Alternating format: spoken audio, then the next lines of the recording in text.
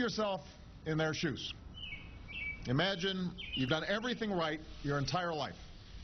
Studied hard, worked hard, maybe even graduated at the top of your class, only to suddenly face the threat of deportation to a country that you know nothing about, with a language that you may not even speak.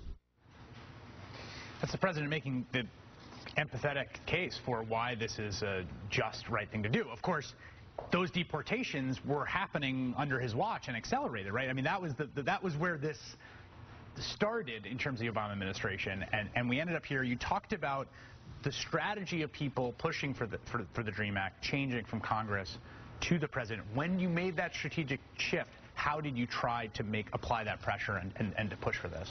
I mean, I think we had done that last year, and then it wasn't until this year, the beginning of this year, that we said, okay, we need to kind of redefine what we're doing. Jose Antonio Vargas's writing has really helped us and opened up and shifted the narrative in this country in many ways. And so once we decided to develop an internal and an external strategy, we had a National Day of Action May 17th, so we were making this an issue.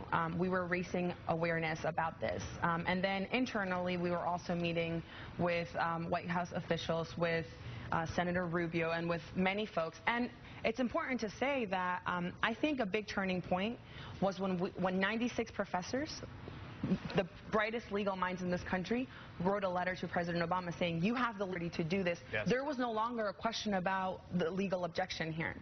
I want to bring in Congressman Luis Gutierrez, a Democrat from Illinois, who has been incredibly active on this issue for a long time, since I covered him back in Chicago. Congressman, it's great to have you. Thanks for coming on.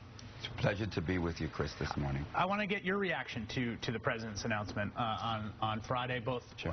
What it means for people, what it means politically, and what it means for the prospects of actual congressional action on this going forward. Well, first of all, I want to congratulate the President of the United States for taking this step. I know he didn't want to do it. I know that his friends, his allies, people who care a great deal about his success, because we believe that his success is America's success, engaged him forcefully in a conversation and in a dialogue, and in the end, he sided with us. That sometimes is not very easily done. We met with him in December of 2010, and I do want to put this in perspective. We passed the DREAM Act in the House of Representatives, right. 216 to 198. 8 Republicans joined 208 Democrats. You know what? 51 Democratic senators 2 weeks later in the Senate said we're for the DREAM Act. With 4 Republicans, they stopped it from happening. So I think we need to put it in perspective. Yes. And then we met with the president just days before Christmas in 2010. And the president said to us, I am going to take steps to protect the immigrant community from an executive, but we need to discuss that. We took the memorandum to the president in February of 2011, and we said, you have the executive authority. We had 3 general counsels of the INS. We had ample background. The president has, from a legislative point of view, 1997, the immigration reform, the authority to do this. And so we said, Mr. President, use it. As you remember, last August, he issued his memorandum for discretion. Many dreamers, their deportations were canceled on the basis of that. But you know what?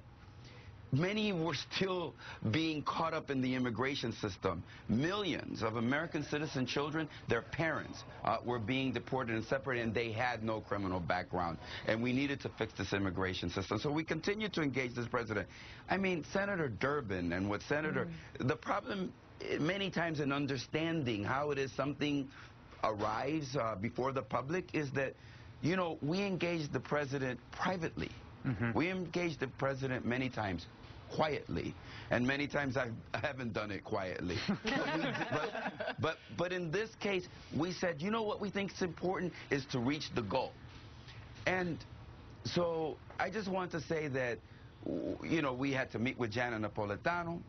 I mean, there were those of us that were this close, Chris, to simply asking for her resignation. Senator Bob Menendez and Senator Durbin and the kind of work that they did needs to be heralded and needs to be acknowledged in this process. So I'm very proud to be part of a process that has begun over 10 years ago to bring about comprehensive immigration reform and to say this is important. And let me just try to suggest to you, from the immigrant community's perspective, immigration reform is a human rights struggle, a civil rights struggle. So I want you to think in 60 days when the DREAM students, 800,000 strong, are going to be able to apply for a work visa. It's like 800,000 gay men and women being able to get married, or 800,000 African Americans finally be able to vote. It's going to be significant, and I want to thank the president for taking that kind of step Congressman, forward. I want you to stay with us because we're going to talk about not only what produced Friday, but where we go from here right after this break.